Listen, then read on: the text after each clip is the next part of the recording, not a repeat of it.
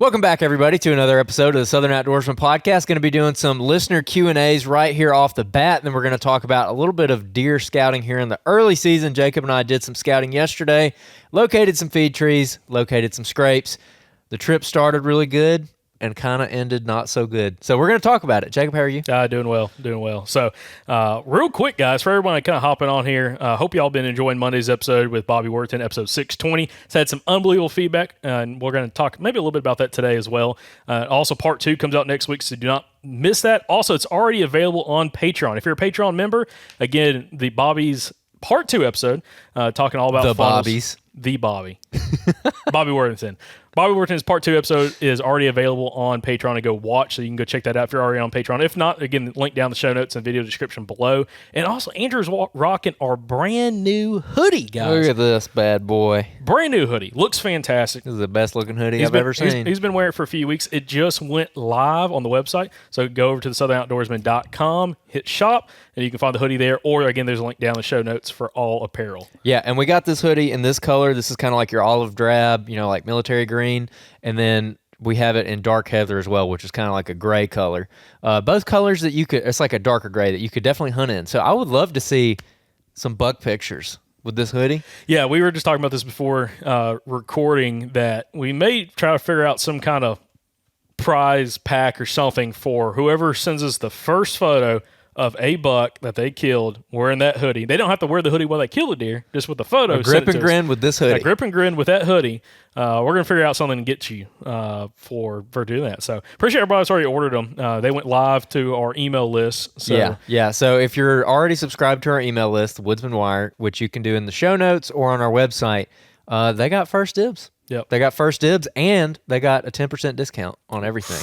So it went live. They got 10% off. So it pays to subscribe, guys. That's right. Again, y'all missed the boat. We've seen y'all updates of all different things, along with working on our newsletter and everything else through that email list. So make sure you're subscribed to the Woodsman Wire. Again, the links down in the show notes and video description below. But by the way, also, everything is back in stock. Blaze orange hats, solid color hats, camo hats, stickers, and then also our T-shirt design. Everything on the website is in stock, so you can go and get whatever you want. And appreciate all the support. So again, if you've been enjoying the podcast, you've been listening for a week or 5 years, appreciate everybody that's been supporting the podcast, not only by listening, but also buying apparel. So really helps us out. Love seeing you guys wearing some of our apparel, both the hats, the shirts, now the hoodies, along with the decals on your trucks. So again, appreciate all that support. But Andrew, how do we want to kick off this episode? Oh, one other thing I was going to mention real quick. We've had some questions come in about Bobby's new book, Final Quest. We had that link down in the show notes. Me and Andrew both got our copies, ordered our copies. If you want Bobby's, this is probably his final book. Again, Final Quest. Links down in the show notes below. Go check it out and support him. And I'm sure we're going to have some awesome feedback from that book when it launches, because, again, within the next probably a week or so, they're going to be shipping. So super excited to kind of see those books get sent out, and really excited to get our copy as well. Yeah, definitely. All right, so we're going to get into our Q&As here. This one is from Nick Hinton. He said, fairly new listener to the podcast and YouTube channel, but I have a question. There are a lot of tactics discussed on your show and other hunting shows, such as The Hunting Public, etc. These tactics make complete sense logically on different types of terrain.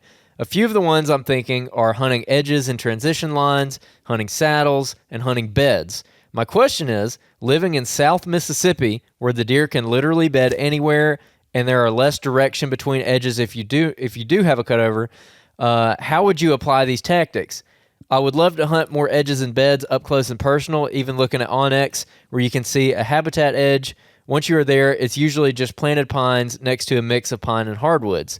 The underbrush, however, all still looks the same, and all of it would make great bedding. How would you go about using those tactics here, other than knowing where big bucks are due to dog season jumping them? I'm finding it extremely hard to narrow down a specific bedding area, sometimes even knowing a general area of where one is laying.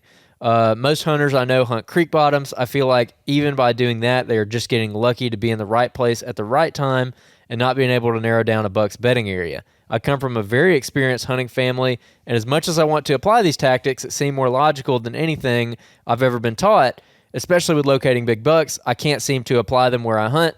We have no cutovers, and all the planted pines are at least 25-year-old pines, and anything and everything is the same thickness underneath until you get to a creek bottom. All right. Got some great intel. Got some great intel. So, number one, like the bed hunting, we've talked about this in the podcast before. There are some guys that we interview from the Southeast that seem to have more success than others hunting, specific bedding areas, or even trying to find a specific bed a buck may be using ever so often. It is something that is going to be extremely tough to do, especially in that kind of habitat, because like you mentioned earlier, what was the guy's name again? I'm sorry. You would ask me. Nick. So Nick, that is something that gets brought up a whole bunch on the podcast about why guys try not to hunt specific beds. Now, bedding areas, you might have a clear cut that's 20 acres or 30 acres that based off trail camera data in the side, you can tell like some bucks are going in and out of that quite often. They're probably laying in and around that thing, but to try to locate any one individual bed in the South is extremely tough, specifically in that pine plantation, mixed SMZs, hardwood drainage habitat. So the one guy that comes to mind that to me would be a resource if you wanted to try to locate a specific buck in a specific core area that he's using extremely well is Jeff Homan. Jeff's been on the podcast. Actually, it was really early on in the podcast, about 5.5 years ago, almost 6 years ago. But his episode, we reposted it. It's episode 420, Backtracking Mature Bucks with Jeff Homan. Again, episode 420. It's not available on YouTube. This is before we started doing YouTube podcast. It's available on all audio platforms, Apple Podcasts, Spotify, iHeartRadio. Anywhere you listen to podcasts, it's available there. But he talks about his strategy for trail camera use of actually getting a buck on camera and slowly backtracking that buck back to the area that he's spending the most time during daylight. A lot of times it's not a bed, but it is a general area that this buck, he's getting him on daylight images, daylight camera action more so than others, and that's where he's been able to kill these deer. I think that works quite well because we've had quite a few listener success stories come in from that episode. Again, episode 420, which is the repost of the original, which I think is like 120 or something like that. Yeah, it's 122. So to me, that's extremely applicable for you if you want to do that and you want to implement trail cameras. Outside of that, Andrew, well, I'm kind of running with this. The habitat edge conversation, if you're in pine country, you have habitat edges. Now, the thing is trying to find where the most amount of edges come together possible and then try to correlate sign specifically with that spot. Again, the more habitat edges you have coming together, whether it's big habitat edges like different age pine thickets or pine plantations, cutovers, and hardwood drainages possible in your area, you're going to probably find a lot more activity and also find a lot more sign in that location. And typically, that's where we've had guests come on the past talk about that is a lot of times a core area for a mature buck where I have a bunch of different diversity of habitat all come together in one location. And he's not just laying right there, but he's spending a lot of time in that general area because he can go through a bunch of different habitat types that have quality food and quality bedding all in one location. Yeah, I pretty much agree with everything you said. I don't think the buck bedding thing works where you're at, just straight up. Like it is very logical and it sounds really good, but I think the people who are most successful with that hunt in very specific kinds of areas where maybe those deer are forced into that kind of bedding situation. And cover's a lot more limited. Yeah, cover's a lot more limited. Where you're talking about where you're saying they can lay down anywhere, you're exactly right. They can lay down anywhere. So why would they come back to the same bed over and over and over again if they don't have to? Because if they're in an area that doesn't have a lot of cover, maybe it's a big wood setting, maybe it's a agricultural type setting where you got little wood blocks, they have to use what cover they have. But if they have an abundance of cover, then that's actually a detriment to them because if they use the same bed over and over and over again, that's every day they're becoming habitual. So actual natural predators, like coyotes, if you got bears down there, then they're making themselves more susceptible to their natural predators. That's just my opinion. But I think that again, the opposite is true in areas that have an abundance of cover. Why would they go back to the same spot over and over and over and over again when they have large areas where they feel comfortable and they can just bounce around in there as they please? And also, if anybody wants more details on buck bedding in the Southeast, we had a fantastic episode come out in June of this year. It's episode 592. Again, episode 592, Solving the Mystery of Buck Bedding, Whitetail GPS Study with Dr. Bronson Strickland from Mississippi State University. It is available on YouTube. It's available on all listening platforms. And we actually looked at GPS data with Bronson Strickland where they've collared 60 different bucks on one property, actually a couple properties, and watch how they actually bedded. And he showed us examples and had detailed breakdowns of how they bedded, when they used certain beds, and also how often they moved. And it is fascinating. So if you live in the Deep South, I highly recommend going back and listening to watching episode 592 with Bronson Strickland for a very deep dive in that conversation. Because to me, it's going to be very applicable to where you're at. Again, it's kind of mixed pine hardwood country, very flat. And it was really eye-opening for us to kind of see that, because some of it was very similar to what we thought, and some of it was very different from what we have thought, and also, potentially have heard other podcast guests explain to us. So again, I think that'd be really applicable for you. But again, that's the thing, when you're listening to a podcast or watching a podcast, it doesn't matter what podcast it is. You hear somebody, one thing I always tell people to pay attention to is what region of the country are they from, and also what is the habitat type that they're hunting in. That's why we try to ask that same question to every guest. What is the habitat and the terrain like? Because to me, that can really dictate how certain deer will use that area versus other areas. Like if we're talking to someone in the big woods, mostly hardwoods, for a guy that's in South Mississippi or South Alabama hunting pine plantations, a lot of what he's talking about in that habitat type, again, big hardwood, big wood situation, may not apply very well to where they're at, and vice versa. So that's why, we've had so many different podcast guests on this show from so many different backgrounds, so many different habitat types across the country, but specifically in the Southeast, that you can actually fine tune and find specific guests that will more directly apply to where you're at, because they're hunting similar habitat types. They may be hunting the same area of the state and also the same state that you're hunting in. And to me, those guests is the ones that you really should pay a lot of attention to, take more notes on, and you'll probably have a lot more success applying what they're doing versus someone in a completely different area hunting completely different habitat types and terrain compared to what you're dealing with. Yeah, definitely. Man, we could go down a rabbit hole on that, because me and you used to do the buck bedding thing. Like we really bought into that, and Michael Pike as well for years. I mean, several years. And the more people that we interviewed that hunt in areas like us, the more it became apparent that it just, I just will say it, it doesn't work. I really don't think it does in our area. We have interviewed people who were in the South who it does work for, but they hunt different. They hunt different kinds of areas than what we hunt. I can't, off the top of my head, I cannot recall anyone who hunts the same kind of stuff we normally hunt. Glenn Solomon. If you go back and listen to Glenn's episode, he's really, kind of, but not really. That's not really what he was focusing on. No, but the bedding was a big portion of him, because he was the one that kind of, I think we even mentioned something in the episode, or maybe in the outro afterwards, that it was, he was one of the first guys we talked to that actually had success killing bucks in and around bedding in the South.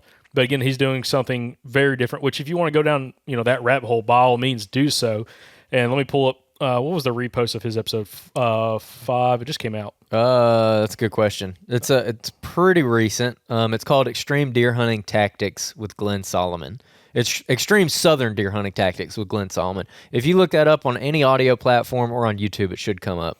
But Jacob's trying to find the actual episode number. And you're right. Glenn did mention, going and finding these beds. And what Glenn was doing, if I remember correctly, he was going in and he was hunting like bedding areas, and he was hunting in that really thick cover. Like in one instance, he was talking about getting like a bar stool and having it set up where he could just see like down into the cover a little bit. It's episode 608. Again, episode 608. Oh, I can't talk. Episode 608, Extreme Southern Deer Hunting Tactics with Glenn Solomon. Again, it's available on YouTube. It's also available on all audio platforms. And you can kind of hear, Glenn discuss this. But yeah, it pretty much came down to thick cover that the deer were using throughout the whole day. And he was close enough to general beds or bedding areas that when they got up to shift around midday and mid-morning, he would get opportunities at them. So again, episode 608, go check it out. Again, for a deep dive. And he was hunting a lot in South Georgia, probably similar to kind of what you were hunting over in Mississippi. So, something worth checking out and listening, and see if something he says really clicks for you. Because to me, the thing about podcasts, we might have an hour and a half long conversation with somebody, and what I always tell people, you're looking for that 5% of that conversation that may be applicable to you. Not everyone's going to, but there's typically 5% or even 1% of that conversation, something they say something that turns that light bulb on for you, that maybe changes your perspective on how you're hunting or what you're doing, and that might give you the advantage. So don't look at a whole interview as like, I got to do everything this person's saying. Just look at like, what is 5% that I can take a value out of this, and be thinking in the back of my mind next time I'm in the woods, well, man, I heard Glenn talk about this, or I heard Rick Cope talk about this, or whatever one of these podcast guests had brought something up. That's when you can apply it in the field, is that 1 to 5% of what that conversation actually discussed. Yeah, definitely. All right, moving on. This is from Mark Patterson from South Carolina, Saluda County, I think is how you pronounce that. Might have butchered it. So after 15 years, I'm finally back on some privileged land. I got 2 shooter bucks showing up fairly regular, and they're there for a very short window of time during the morning light. Example, 6 to 6:30 a.m. They're arriving in front of my stand around 5 a.m. My question is, should I get in there super early, say 3:30 a.m., and hope they don't bust me for an hour until I get enough light to see? Or is there another approach you would recommend / suggest? Thank you, and I hope your team have the most successful season yet. So he's got these bucks showing up in front of his stand at 5 a.m., and they're lingering until daylight, about 6:30, and then they're leaving after daylight. So he's asking, should he go in super early, get there, have the bucks come in, and hang out for an hour and a half, and then when it gets light enough to shoot one, he shoots one of them?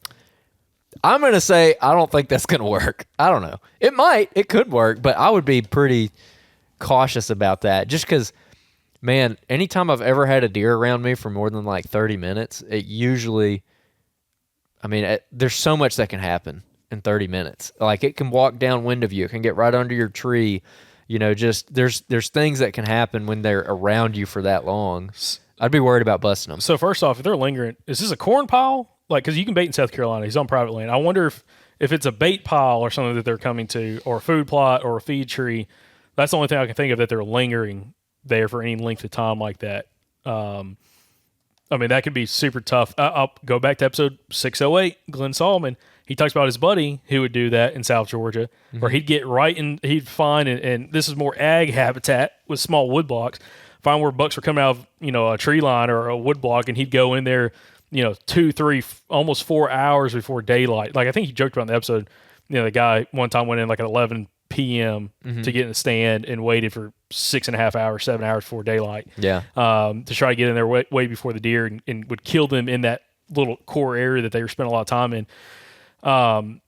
We actually have another guest we recorded with, episode's not out, but from North Carolina who talked about doing this. Yeah. Jordan. Yeah. So you could try it, as in get in there 2 hours before daylight. Mm-hmm. Well, it depends. South Carolina, Eastern.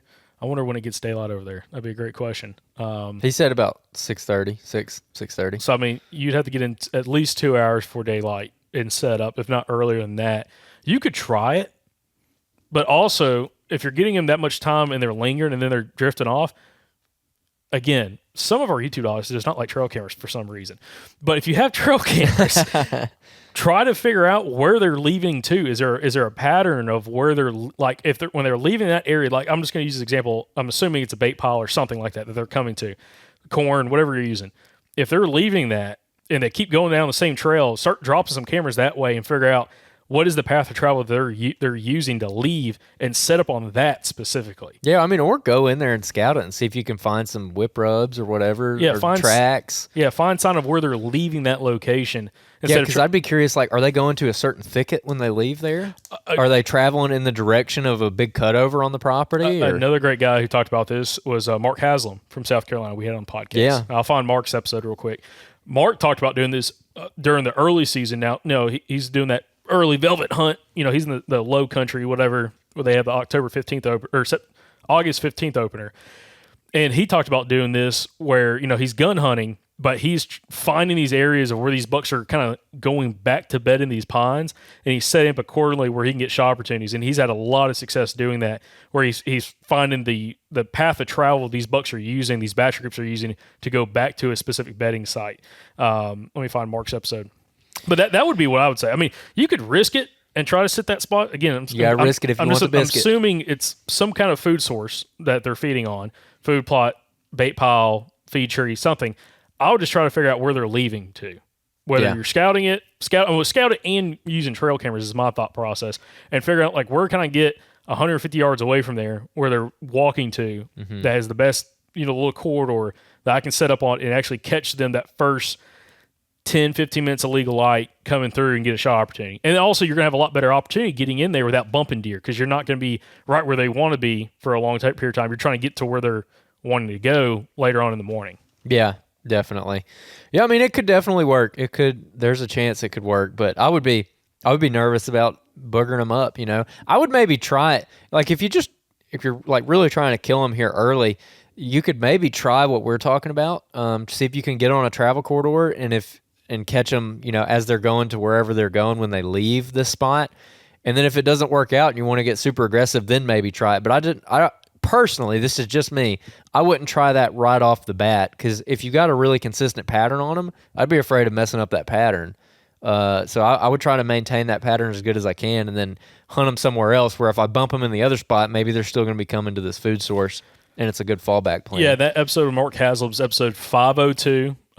That is on YouTube and on all major listing platforms. Episode 502, Low Country Bucks with Mark Haslam. So that's another good one. Again, it kind of applies to what we're talking about in this circumstance.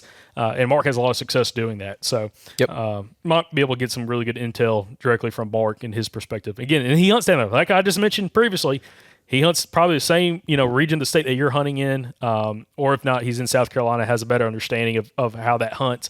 So go give it a listen and see how that helps you. All right, this is our last question. This is from Hunter from Virginia. He said, "Hey guys, longtime listener here. Question is, I'm able to hunt all of the Saturdays in November, and in addition, I have 5 days off to hunt the rut. Would you A, hunt the full 5 days plus Saturday together, or B, extend it, say, over 3 weekends, 2 weekends being Thursday? So like Saturday and 1 weekend Friday through... hold on, he's talking about just doing long weekends. Yeah, I'm hunting travel corridors and doe bedding. I hunt the mountains that don't have a ton of deer, and sightings aren't real often. So I hesitate to say, like, just do one or the other, because it could depend. Because it's like, my first instinct, what I like to do is I like to take all the days together. So if I've got 5 vacation days and I can hunt on Saturday, then I would take 5 vacation days and hunt on Saturday and hunt 6 days in a row, rather than try to do like a couple of long weekends. Now, if it's like a terrible weather pattern and it's like hot and like rainy, then maybe that would change it, and I would want to adjust. But that's just me. I seem to always end up, like, whether it's just hunting here at home somewhere. Like back when I was in college, I would always struggle all season, and then I would kill deer on Thanksgiving break and Christmas break. Mm-hmm. That's when I always killed deer, because I could string together multiple days. And we've kind of talked about it before, where when you're doing the weekend warrior thing and you're only hunting on Saturday, or hunting like a Friday Saturday, then you don't hunt for a week, and it's the next Friday and Saturday before you get to go hunt again, you're kind of starting over. You're kind of starting from scratch. And if you're hunting low deer density and you're hunting funnels and stuff like that, that even more makes me say I would rather hunt like as many days in a row as I could. Yeah, you need to listen to Monday's episode with Bobby Worthington, because he talks exactly about this, hunting mountain bucks and big woods deer and stringing together as many hunts as possible to sit those spots. Because he's like, you might not see anything, but when you do, it might take you 5 days, or he's talking about one time, I think he sat 30 days on a buck, and I think he finally killed the deer. So I would definitely string them together and kind of figure out just the best timing based off past experiences, past years of hunting, when you saw the best activity, whether that was during like that time of the year. This is archery, but I know they have they have a gun or muzzler season in that time frame. I think it's maybe muzzler season they have like mid-November. Mm-hmm. So it's really kind of comes down to what weapon you're going to hunt with based off the season, and also when you've had the most activity, and also looking back at when you've had the most success. Going back to episode, I think it's 584 with Daniel Williams, talking about annual patterns. There's something too, when you hunt certain areas and you keep having success within a certain day window of time, you need to be there that certain day window of time, because there's does coming to heat, and there's bucks on their feet during that day length, for 2, 3, 4 days. And that's probably when you're going to have the most success, potentially in that location. So yeah, I would string them together, especially in that low density day, and just buckle down, use your past experience where you've scouted, where you've hunted, where you've had cameras, where you've had sightings, and then put it all together, the best travel corridors and pinch points. And I mean, buckle down, because all the mountain hunters, like I go back to Nathan Killen, who's been on the podcast a couple times, and talking about like there's a lot of those areas you just have to buckle down on when you have the trust that like this is the area, this is the funnel that I'm going to catch a mature buck coming through. It may take you 4 or 5 days before you get an opportunity. Mm-hmm. Yeah, definitely.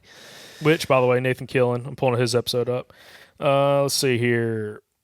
All right, so Nathan Killen's episode, if y'all want to go back and listen to this is not, again, on video. It's not on YouTube. It's on Apple Podcasts, iHeartRadio, Spotify, all those major platforms for audio. And it's episode 171. Again, episode 171, The Guide to Hunting Old Bucks with Nathan Killen. That's a really good one. Again, I think directly apply. He's also in Virginia. Again, go back to finding somebody who's relatable. He's also in Virginia, and he talks a lot about kind of stringing those hunts together in order to have the most opportunity in one spot. Yep, definitely. Always like stringing them together. Yep. Definitely works. And that's how we're structuring pretty much all of our hunts this year. I mean, we'll have, obviously we'll be around here, but it's like if we're going to go somewhere to hunt, we're going to go there and hunt at least for a couple days, 4 days minimum probably. That's more than a couple. Is that what you call a couple? Well, at least a couple. Yeah, I guess you're right. I was going to say, yeah. Couple, 2, few, 3. I don't know what you call 4 or more. Yeah. If you know what that is, leave us a comment. I'm kind of curious. What do you call 4 or more? So let's talk about our scouting yesterday. So we just got to interview Bobby. Yep. And it kind of gave us a fresh perspective on some things that we want to go look for and target this season. And so I kind of hit the maps, and I'm like, well, we had to film some stuff too. So I'm like, let's go do a little scouting trip before this hurricane rolls through. And tried to locate a couple funnels on this area. And yeah, it was an interesting scouting trip. So we went out there and started off, ended up doing about 7.5 miles. And the best thing that we found was in mile about 0.3, I think. Yeah, it was under half a mile. Literally half a mile from the truck. And we were just kind of like zigzagging up through this area. So it's not like a straight line, but like half a mile from the truck, we found this magnum scrape. Yeah. Magnum scrape. I mean, a good one. Yeah, and I'm just like... Oaks dropping around it. Yeah, oaks dropping around it. Giant looking branch. There's old rubs all around it too. And I'm like, this is such a good spot. And that was probably the best thing we found.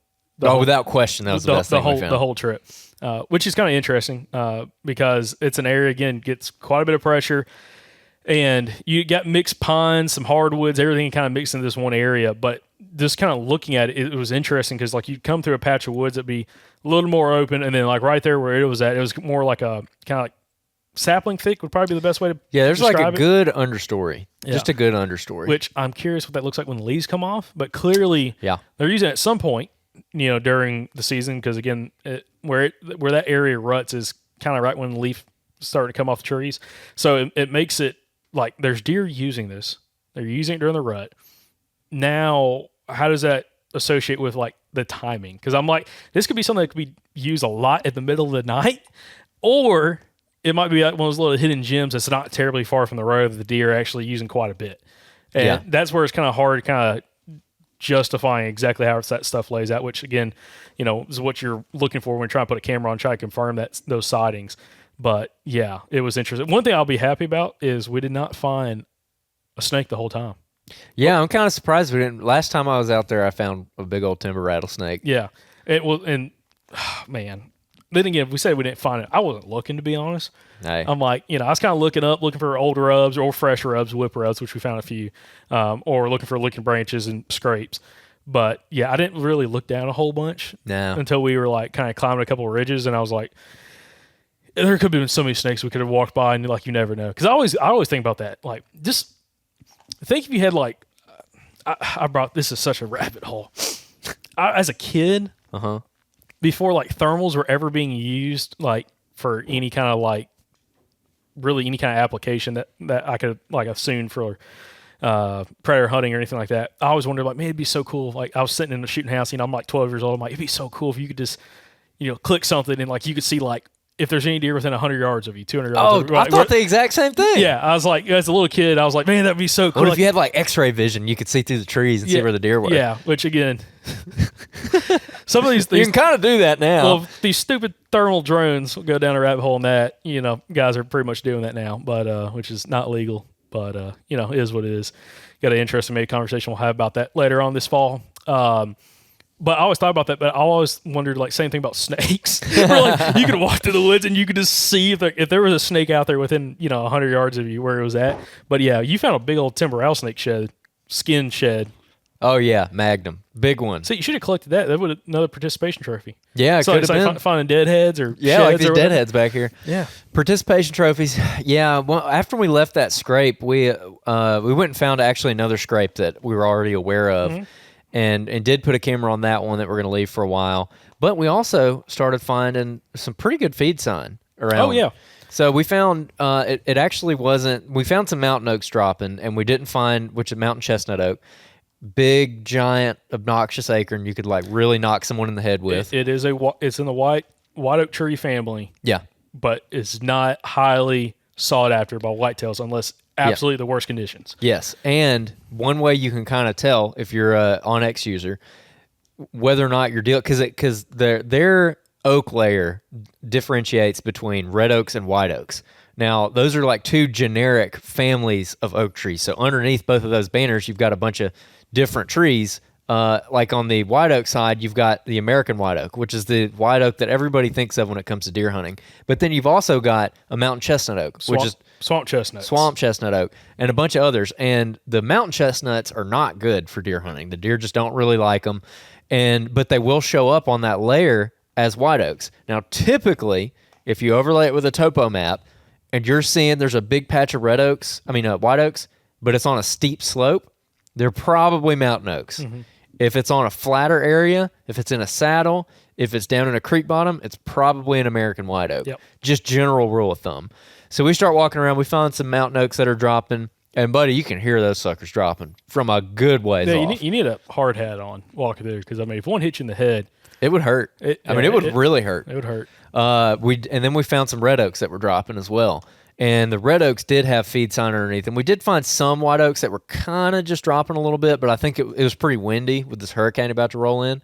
And I think that most of them that were falling were just getting knocked out by the wind. We found one red oak that was just raining. Mm-hmm. I mean, it dropped probably 80 while we were just standing there. And found some feed sign under those. And then we found a couple whip rubs. Yep. I'm talking about fresh, hot off the presses, baby. Yeah, one was more impressive than the other. The first one you found, I looked at it, I'm like, that's cool. But no, because if it was a good deer, I think he would have snapped that thing in half. Yeah, it was pretty low to the ground. It was, I don't know what kind of sapling that was. Yeah. It was, I don't know, it was very interesting because the rub was like light green in color. Mm-hmm. Anyways, it was fresh though. Like you made a comment and I took a little video where you're like, it's still wet. Like you can still see it's probably happened within the last day or so.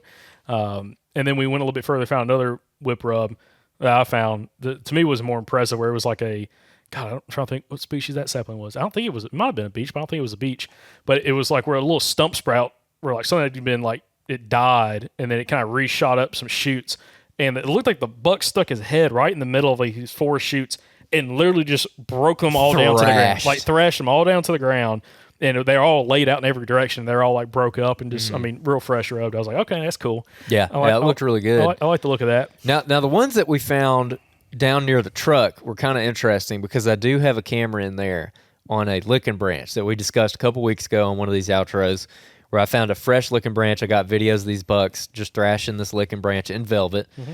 And there's 3 bucks in particular that are probably definitely shooters. One of them is an 8-point. We'll have to see when he comes out of velvet kind of what he looks like, of whether or not I would shoot him in there because he's kind of borderline. Then there's the tall 8. Definitely would shoot him. And then there's another 8 that I've only got one kind of crappy video of, and he's like real wide and he's got really good time length, and he's a lot bigger than the other two. So you have a decent 8, a tall 8, and a big 8. Yep. This is why people come up with names for deer. It's true that I can't argue with that, but I don't have any history. Like I'm not going to name a deer that I've gotten like one video of. Now the tall 8, I've gotten him several times now, so maybe we should think about naming him. But the big one, the Magnum 8, I'm going to call him for now. The Magnum. I got him running through the corner of the screen and turning, and it's on video mode. And when he turns, he's very impressive. He's significantly larger than the other 2 bucks, but I've only got one video of him. And he was running with a smaller buck. Now, just remember, I'll put this out there for all the listeners. Bucks always look better from the back, just like me.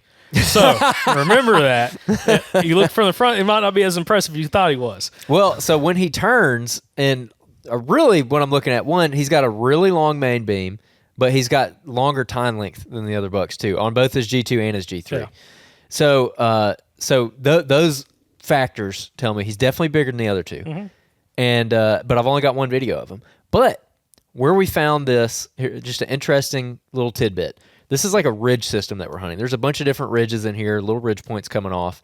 And the elevation that I've been getting these bucks at is the same elevation that these whip rubs were on, and that other scrape was on that we didn't put a trail camera on. So it's on the same elevation, and it's not very far through the woods. Really? Mm-hmm. Oh. Yep. So I'm interested to see, like, maybe it's the same group, because usually when I'm getting them, they're actually traveling that direction. They're not going up and down the ridge as much. They're actually going side hilling. Yeah. And so I'm like, I wonder if these bucks are running this elevation line and just cutting all these little ditches and running through there. So I think I'm gonna throw some sits at it in early season and just see what happens. Oh, also, yeah, we found that one scrape that was 100 yards from the truck that I swear I thought was turkey scratching. You're like, oh man, look at that scrape. I'm like, that's turkey scratching. No, dude. And then I looked up, I was like, okay, yeah, they're hitting the licking branch. But it was like, you'll get it once you get a little more experienced. You'll be able to tell. Okay.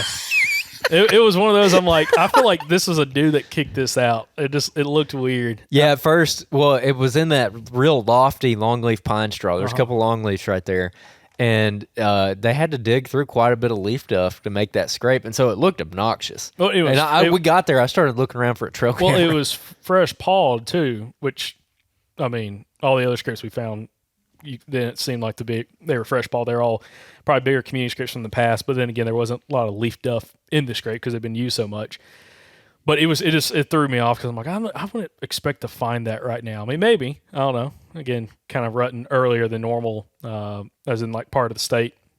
But it's I don't know. It's interesting kind of seeing that. But it was just funny because I was like, this was gonna be interesting. Because then I was like, we're gonna find so much sign, and like we ended up finding a little bit more sign after that. And then it kind of just dried up, and it come to find out as we were walking up one of the ridges, you were complaining about your boots, your new Solomons you bought, like hurting your Achilles. And I'm like, you keep walking, you just stop and you like stand on one leg. I'm like, what are you doing? You're like, man, my Achilles is killing me. Like, I don't know what's going on. And you ended up taking your stupid boots off, climbing up the rest of the ridge. I'm like, dude, whatever. You have fun with that. That's terrible. Right yeah, there. I think I got them maybe a half size too big or something. I don't know. What's it do? I don't understand what it was. It was. You said it was pulling on your heel? If I'm walking on flat ground or just moderate stuff, it's not bad. But when I'm going up a really steep hill, I'm having to dig my feet in. It's putting like so much pressure on the back of my foot, like the very back of my foot, that it just like it hurts. I mean, it like legit hurts, and I don't know why. I don't know why it's doing that. I've never had this issue before, but both of my heels are blistered to hell and back right now. Oh, so now you know how I felt in North Carolina. Yeah, definitely. Yeah, and it got bad enough that I just slipped the old boots off and just walked, dug my toes into the ground, and climbed it up. Yeah. No. Oh man. Yeah. I don't know. I mean, that's kind of. And when we got to the top of that particular ridge, I put them back on, and they were fine after that. But it's just that for some reason that really steep face was going down those ridges. Did it? No issue. Okay. No issue. Because the reason I kept stopping is because I kept knocking my toes on the ground and pushing that boot forward, and my toes would move like a half inch forward, or maybe not a half inch, but like it's noticeably moving forward in the boot. And then when I'd start going up, I could feel that boot kind of shift on my foot, and it's like just pressing real hard on my heel. So yeah, I'm gonna have to go exchange those bad boys. Sounds like. Yeah, and then I was making fun of you later for your boots because you're like, it feels like my feet are on fire right now. I'm like, well, I'm glad I got my. Well, that was coming down the ridge. That was just so hot. Like I was talking about this, and this is why when I buy some new boots, like new hiking boots, I don't think I'm gonna get all leather. Mm-hmm. I've had 3 different pair of high end hikers, 2 different pair of Loa boots. And the ones I was wearing yesterday, they were Loas, the Tibets, which is a $380, $400 pack boot. And they're super stiff. They're awesome they have awesome traction, vibrant soles, but they just get hot. Like they're uninsulated, but they're leather. And it's just a beefy boot. It's a really heavy boot, but they're hot. When you're like covering ground and it's like warm outside, your feet literally, I feel like my feet are cooking inside these boots. Yeah. And I'm just like, I kind of want to go, I don't want to necessarily get like, I might try a pair of Solomon boots, but I don't like they're almost like tennis shoes. Like, I don't know if they make a stiffer soled boot, but I'd like to get something that's a little more synthetic, that breathes a little bit better than like the all leather boots. Because the leather boots, people are like, oh man, they breathe good. No, they don't. I mean, you're wrapped in cowhide. And cowhide doesn't breathe. If it breathed, it wouldn't be waterproof. I used to be that guy. I definitely used to. I'll fully admit it. You could probably dig up on this podcast, me talking about that, but I used to run the Loa Caminos. Yeah. Which is they're a great boot. They're a very nice boot, but they do not breathe, and they're pretty heavy. And yeah, I went with the Solomons because I was wanting to get another pair of boots, but I honestly wasn't wanting to spend $300+. And the Solomons I ended up getting are like $150. And yeah, I mean, it essentially is. It's kind of like a beefed up trail running shoe. Honestly, they're very lightweight. It's synthetic, and it's just a different boot. And like, I really like the Loas for some of the things that we do. Some of the longer hikes, the more aggressive terrain, like really long walks. There is a value to them. But let's just be honest here. Most of the time when we're whitetail hunting here in Alabama or anywhere in the Southeast, we are not going far. Yeah. And especially if you're hunting like a hunt club or something. Like on my club, I'm never walking more than like a half mile at the most. And usually if I'm walking a half mile, I'm walking down a road bed because I parked, early so I didn't drive up into an area. So it's like, I really don't need this. And those Solomons are like, it feels like you're wearing a tennis shoe. It really does. And they breathe really well. My feet don't sweat in them at all.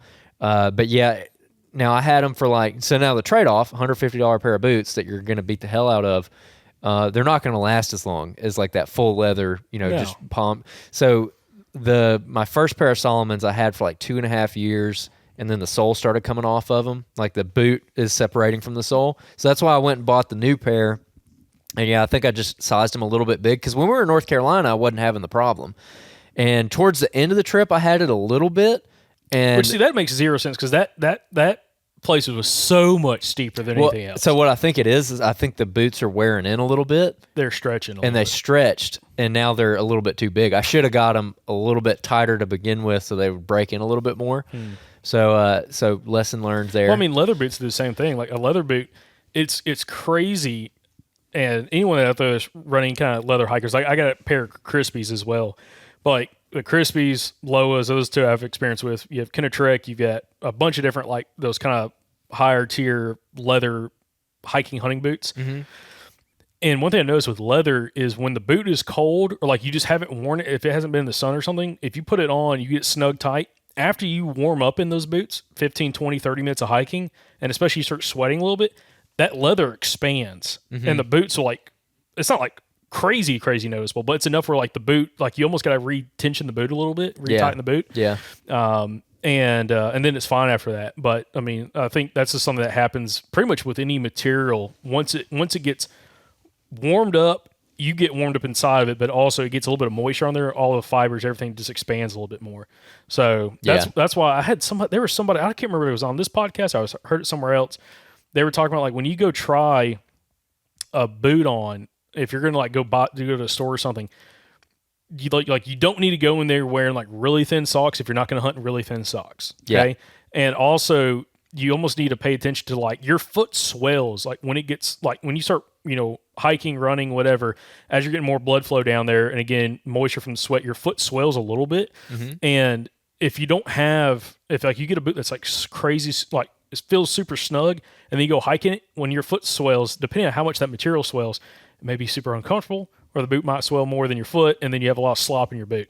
So you just got to be kind of careful when you're buying boots like that. One issue I've did in the past, and that's like the issue with my Loas now, is I bought them, like I don't necessarily have like, I don't have a narrow foot, and I don't really have like a super wide foot, but I originally bought those, they're like 10.5s, and I bought them like the standard sizing, and I felt like they were too tight on the side of my foot, so I shipped them back and got them replaced with their wide version. Yep. Which was great for the first couple of years I had them. And now they're stretching out a little bit. Well, now that they're like, for whatever, they're just wide. They're so wide in the toe box. My foot, specifically like my old pinky toes on the outside, like I can feel it kind of shifting, my foot shifting left and right in the boot a little bit, which again, flatland's not a big deal. Going up in elevations, it's not terrible.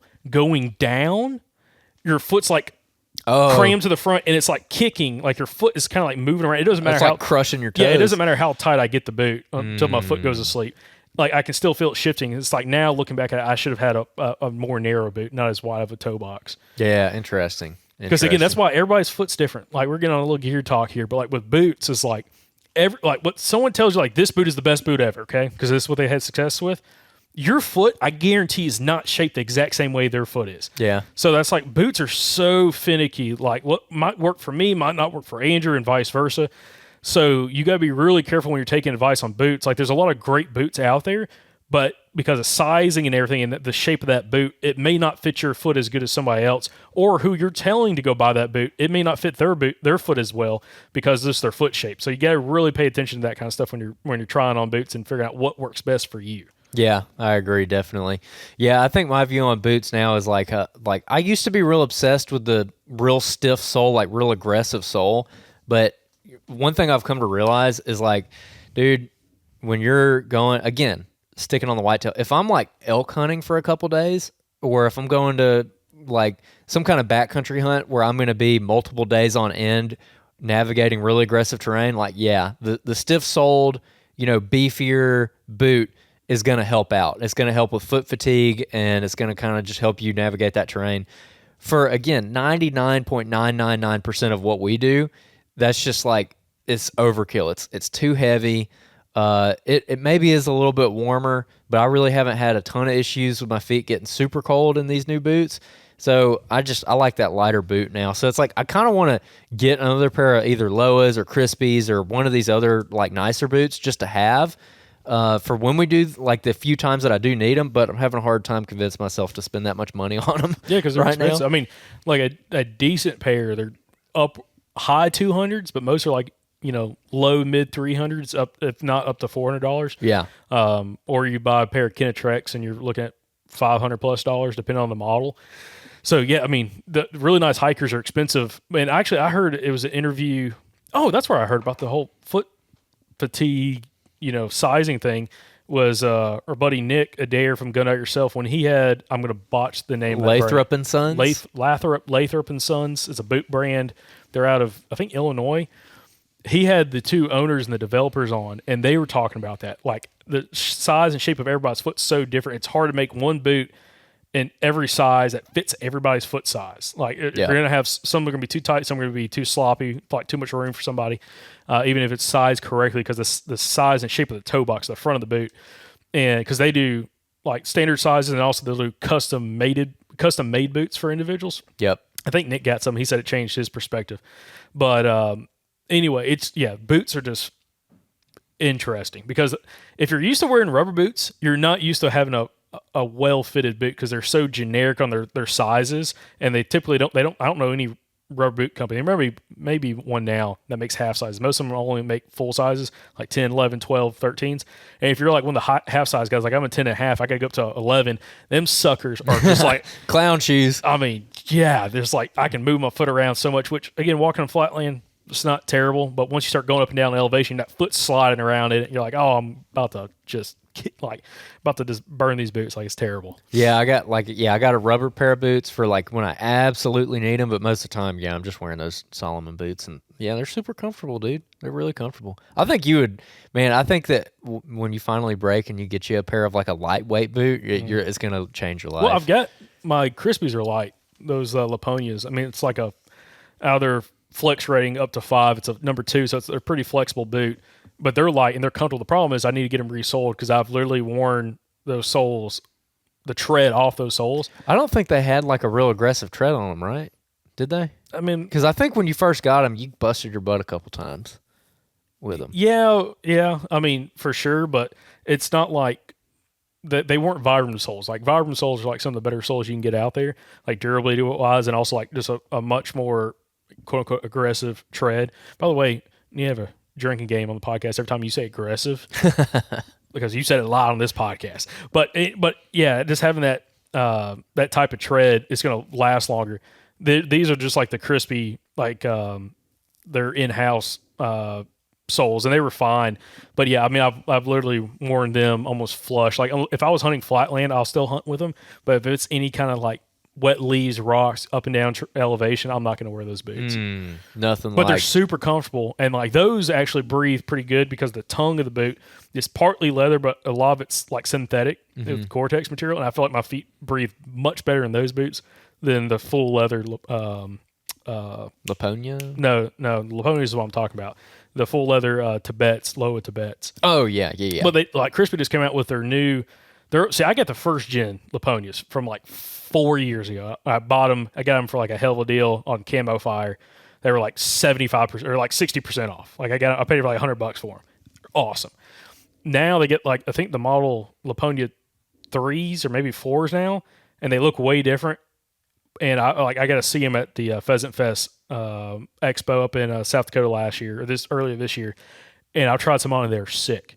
But again, they're like $320, something like that, which is fine. I mean, that's kind of what you're paying for. But if I can find one on sale, I'll get it on sale. That's like a big thing. It's like you might find you a sale going on, sooner or later, depending on how well they sell. Because there's some boots like that, like, again, those original Laponias, they must not have sold super great because they had a bunch of leftover, and that's why Camo Fire got them for such a good cost and why they sold them so cheap. And it's like you can kind of wait until some of these brands, if they don't sell super great, but it's still like a really good boot, you pick one up at a pretty good discount. Yeah, definitely. So we get up to the top of this ridge after I had my boot issues. Oh, I forgot we're still talking about this. Okay. So we get up there, and the reason we were going to this particular spot is because, again, tying it back to Bobby, we were trying to find some of the funnels, kind of like what we looked at with him. And we haven't released a video yet, but it'll be out soon. We actually went out into the field and scouted with Bobby while we were up there with him. After we wrapped up our podcast, we actually went out on the property that Bobby hunts, and he showed us what he's talking about when he's talking about these funnels and how he hunts them. And specifically, we looked at two ditch funnels and one that he called a debris funnel, which was interesting. The ditch funnels are where a ditch comes up to the top of a hill and the deer are cutting around the top of that ditch. Pretty self-explanatory, and he kind of walked us through how he broke that down. And then the debris funnel was a kind of a similar setup. It was in like a draw that was going down the side of this hill, but the funnel was really formed by fallen trees where deer were cutting around these fallen trees, and there was some buck sign. And it was pretty eye-opening, so y'all see that video soon. But we were going and trying to locate one of these funnels that we were going to go put cameras on. We were going to go scout it, determine whether or not it was a funnel that was good enough to hunt blind, or if it's one that you need data on, which is another thing Bobby talks about. And man, we get up to this sucker, and it was thick. It was so thick. We didn't expect it, or I didn't expect it. I don't know if you ever looked at the map or anything. The mountain laurel that was in here was, when we first started walking up, I was like, oh yeah, this looks good. Like the mountain laurel, it looked really good. It's what I was hoping to find. But the mountain laurel basically ate up the entire funnel. And there was plenty of deer sign in it. Yeah, there's tracks. I was kind of old rubs. Sad not to find a big scrape there because I thought very confidently when we were walking around it through like the little gaps in the mountain laurel, there's going to be like a gigantic scrape, and we never found it. Yeah, I don't know. It's weird. It's going to require more walking in that area. I was kind of thinking that what would happen is like these deer would be popping up and over the ridge because there's good cover on both sides of it. And this is the shortest point between those patches of good cover. But you've got to go up and over, not side hill. And I just, didn't really find what we were looking for. There were some impressive trails in there, and there was tracks, and that's where the impressive whip rub that you found was. But we just never found that scrape. I think if you went in there in January when the leaves are off, you'd probably find one. Probably not like just the monster scrape that we were expecting to find. But I think there would be scrapes in there. They're just hard to see right now because licking branches still have leaves on them. And there were some leaves falling, especially with this drought. There's already leaves falling right now. So whatever on the ground, might have been pawed out last year might be covered up. But we did leave a camera up in there on just a good trail intersection. Made a mock scrape next to it. So we'll see how that ends up. But yeah, pretty surprised we didn't find it doesn't work out all the time, dude. No. Andrew's, scrape hunting juju over here. It ran out. It ran out. So confident going in there. Man, we're going to find a big old scrape. Got there. Nah. Found some whip rubs, though. I mean, it's still good, but I was very surprised on how thick that ridge top was because I wasn't expecting that. And also, I'm kind of surprised just because of the area of the state we were in that's been like just pounded by pine beetles, and there's pines up there. I didn't see any dead pines. No, there were some like in the area, but like it wasn't as bad as I thought it would be. But like that area, it was so thick. I could not believe how thick that part of that ridge top was. Both of the mountain laurel, but even outside the mountain laurel, just like sapling thick, just nasty. And I was in there, we were finding these trails and put a camera in there. And I'm like, dude, if we hunt this, like, you're going to have to sit on the ground. Like, you could not get in a tree. There's no way. Or you have to hunt the edge of, some of these big sapling thickets and just try to catch deer coming in and out of them and kind of cutting across the mountain laurel, up the side of the ridge and everything else. Yeah, I wanted to leave that camera in there because I'm kind of curious about one thing that I think I said to you when we were out there yesterday is the whole area's got a lot of deer sign around it, and there's clearly a lot of deer holding in the cover on each side of this ridge. The question is whether or not they're going up and over the ridge, back and forth to that cover. And based on the sign that we found, I don't think that a ton of deer are doing that, but I think that bucks might be doing it in the rut. And so that's why I wanted to leave a camera up there. And going back to Bobby's whole tactic, when you go and look at these funnels, if it's just obvious that it's a really good spot and it's beat down with sign, then that he would call that one that's good enough to hunt blind. So he's just going to go in there and hunt it during the rut. If it's not super obvious, then he might put a camera on it, let it sit for the whole season, and see what he's got. And so that's kind of the approach I'm taking with this spot. I'm not giving up on it. I definitely want to go back up in there when the leaves are off after they've had a chance to lay down some sign. And it might just be, because there were rubs in there, like older rubs, some pretty impressive ones. It just might be a spot where the deer, the bucks specifically, are using it in the rut. Maybe there's like a 2-week period where that spot's really good and they're literally just popping over. They're not lingering there for a long time. Mm-hmm. Because in theory, it's great. It's a saddle, and both high points of the saddle are covered in mountain laurel. And the low spot, you can sit in between them and look at like an open patch of timber between two big patches of mountain laurel. I mean, it checks a lot of boxes for me. So we'll see what we get on camera and what it ends up looking like up in there. But back to the drawing board. Going to go find another spot. Keep scouting it out. Keep learning more about the area. See what we can find. Yep. It was interesting. Very interesting. After we got up there and didn't find a big scrape, were you like, why did we come up here? No, I was just like, it is what it is. I ain't going to find them every time. Because this, to me, get me more excited about like some of the, like the big creek systems and everything kind of lower off some of these ridges that had like a lot more of that big sign on it that we were finding. I'm like, okay, well, looking at part of it, like, okay, where are they going to be during the rut? But also, if we're trying to hunt something in October when season opens pretty soon, where could we have like a decent opportunity? I was like, there's a lot of them, a lot lower, like off all these ridges. They're just kind of like down there in these big bottoms, just spending a bunch of time. So I was like, it looks good. We'll have to see how it all plays out. But that kind of goes back to the whole aspect of like scouting as much as you can. And also what Bobby, let me think.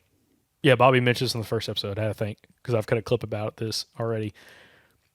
He was talking about a situation like you shoot a good buck, he goes further than you thought he was. You start tracking him, and he brings you to an area where you're like, man, I wish I would have known about this sooner. Like just torque with sign, beds, tracks, trails, scrapes, all that stuff. And he's like, well, you would have known about it if you would spent enough time out there scouting and covering every inch of ground, kind of learning about it. And that's why when I was up there, when we got up on some of those ridges and we're kind of running around on them, every time I thought something looked good, I'm like, I'm going to literally walk to every point I see and check it, because like I just kept playing that in the back of my head. Like, oh, nice. You wouldn't have known about it unless you kept, looking. And I was like, well, every chance I had trying to dive off into something, I was trying to dive off on it when we kind of split up, and it never paid off. Yeah. Like, there's some trails there, but like a couple old rubs, no scrapes, no looking branches. I would walk up to some trees. It looked like the perfect scrape tree. And I would like look at the ground, absolutely covered in leaves. And then also I'd look at all the limbs, looking to see if any of them were like twisted off, broken, missing leaves, anything. Like kind of tell it's a looking branch. I'd never found one. Yeah. And I was like, oh man, that's heartbreaking. Yeah, and that place, man, it's not super close to us. And it's not super easy terrain either.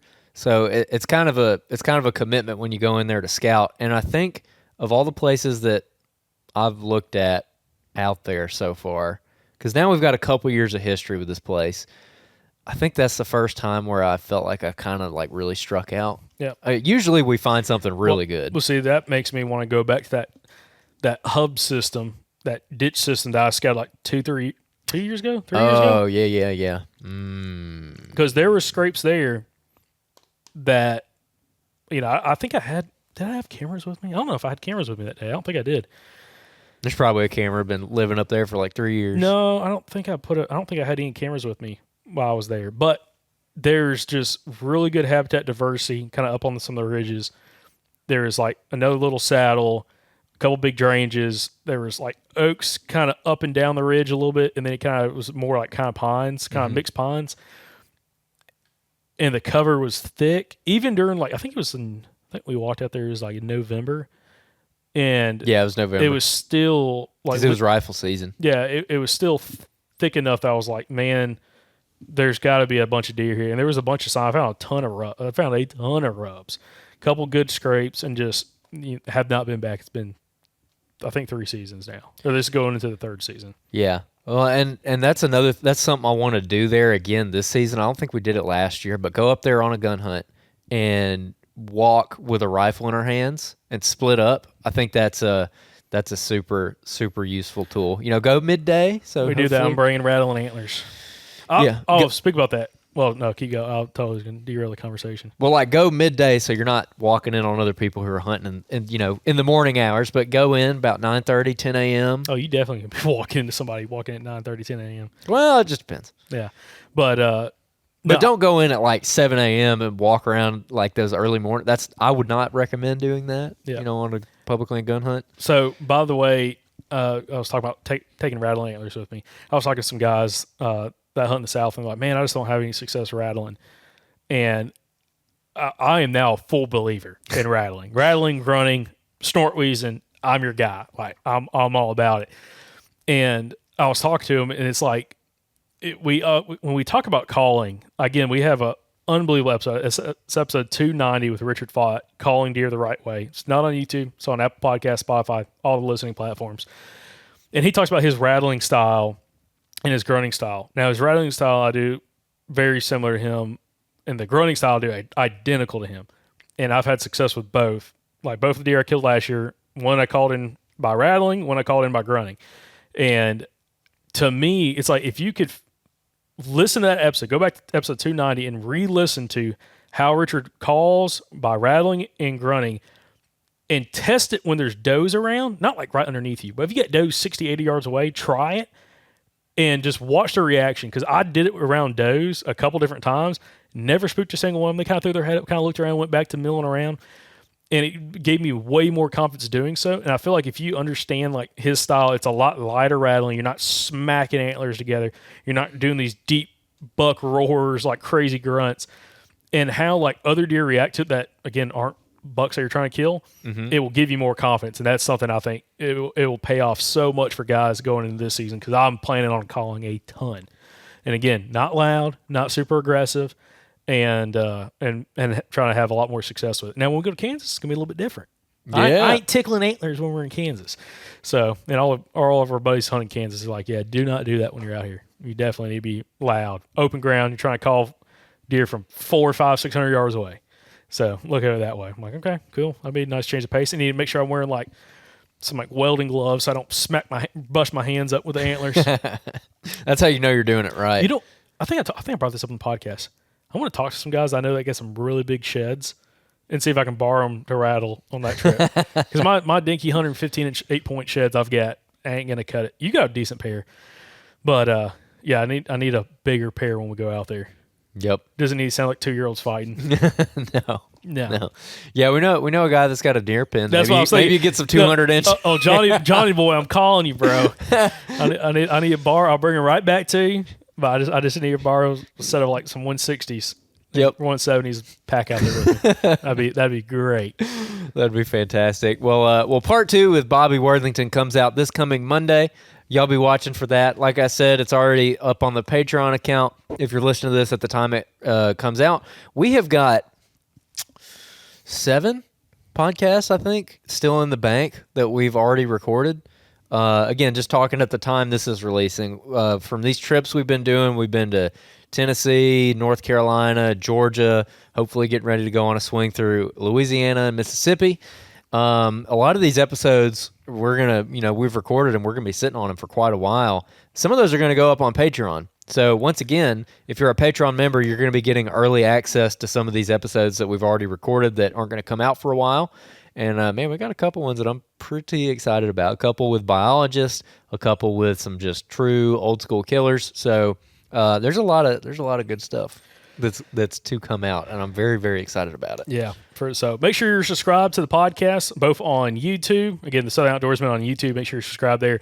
Also, make sure you're subscribed on an audio platform so you not only can listen to some of these episodes, but you can listen to some of the older episodes that we keep mentioning that are not available on YouTube.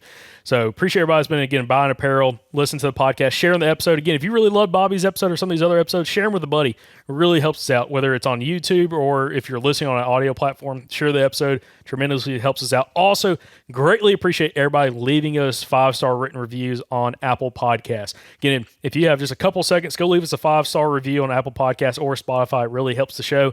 And if you have a minute or two, leave us a written 5-star review on Apple Podcasts. Again, we've had some really great ones come in, so I appreciate everybody that's been submitting those. And other than that, I'm trying to think if there's anything else.